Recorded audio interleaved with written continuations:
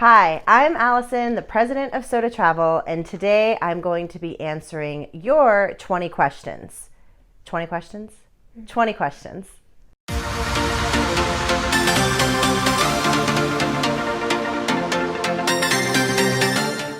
My favorite place in India. Do I have to just name one? Okay, so in no particular order, my top 5 would be Haridwar, Udaipur, Chettinad for the food, Delhi just because it's my second home, and I know it's an entire state, but Kerala.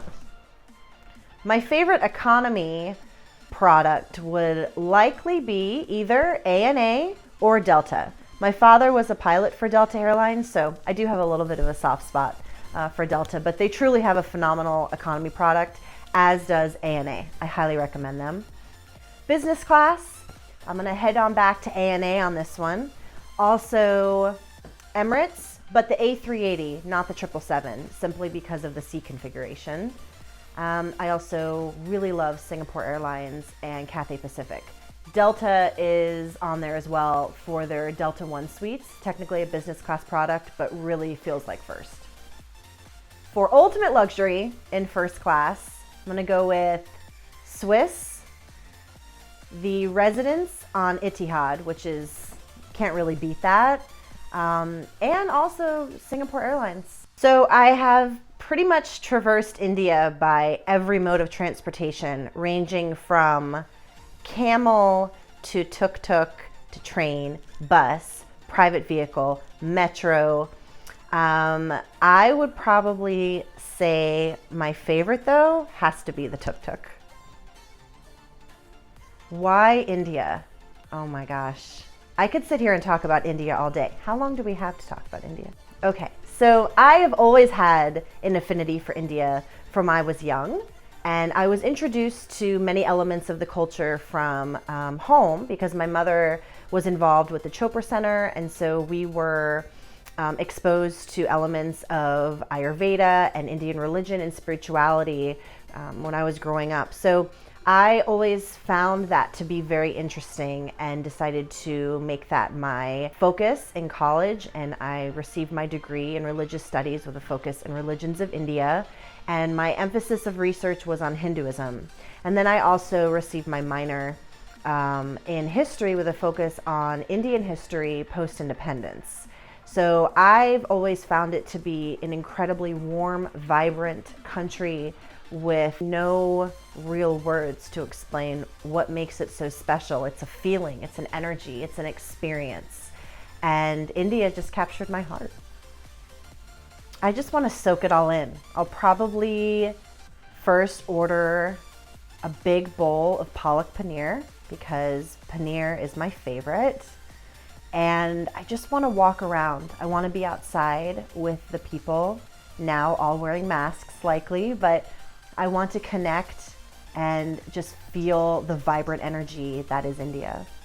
Almost all of my favorite dining experiences have actually been when staying at Havelis, heritage hotels, or homestays.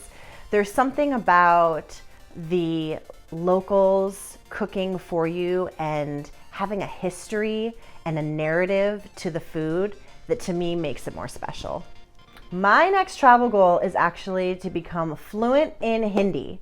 I used to take Hindi for almost 4 years, and I understand a lot, and I can speak conversationally, but I want to have full knowledge of the language. So I actually just enrolled again in language classes last week, and so my goal for the next year is to increase my conversational fluency. Oh, outside of South Asia. So I love Iceland for its unbelievably dramatic scenery. I also am half Italian, and I lived and studied in Italy. So Italy has to be high up on that list. And I'm also very intrigued by my travels in the Middle East. Oh, when I travel with my 3 children, I love to stay in heritage hotels or homestays instead of large internationally branded hotels, because I think it's so important for them to engage with the proprietors, learn stories, go out into the communities, maybe volunteer at schools, go and pick vegetables and produce and cook with the hosts. I just find that to be such an enriching part of the experience. Favorite Bollywood film? I have so many. My husband's currently on a Dangal kick, so I'm going to say Dangal. Dave Matthews Band, Sunflowers, and English Bulldogs. Oh, the experience of the female traveler. I believe that there are many misconceptions about the narrative of a woman traveling around India and the Indian subcontinent. And I'm not here to discredit what anybody may have felt or experienced themselves.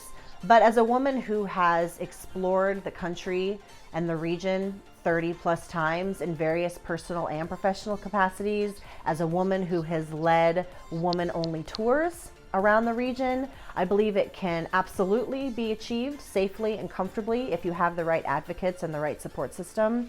And I am someone who's out there also trying to change what that is. Be informed, but not influenced. I think it's important to do your research, and if you have a particular interest like history, architecture, art, cuisine, to definitely scope out in advance what you think you'd like to try to make it personalized for your trip. But I also would caution travelers from being influenced from others' experiences, because I think that those narratives can play a role in shaping what could otherwise be a really positive experience. So besides my children and my dog, right? I miss salads. I find that across South Asia, I have to be more careful with lettuce and raw vegetables and how they're washed and prepared. So I have less salads than I normally eat back home. And the first thing I always have when I land after journeying abroad is always a big salad.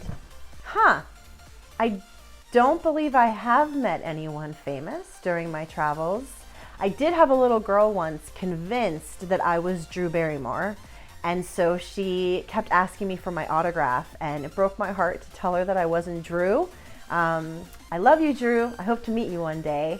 But I would also love to meet Amir Khan, who is an Indian actor. He's done some incredible work, and so I would really love to hop on a plane and get seated next to Amir one day. Well, Sodha Travel is about connection and community.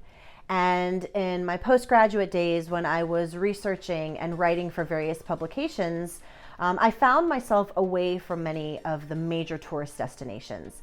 And I really felt that's where much of the magic happened. And so I wanted to launch a company that created custom itineraries where travelers could safely and comfortably immerse off this busy tourist circuit. I wanted to incorporate truly authentic experiences. And that was the idea behind Sodha Travel.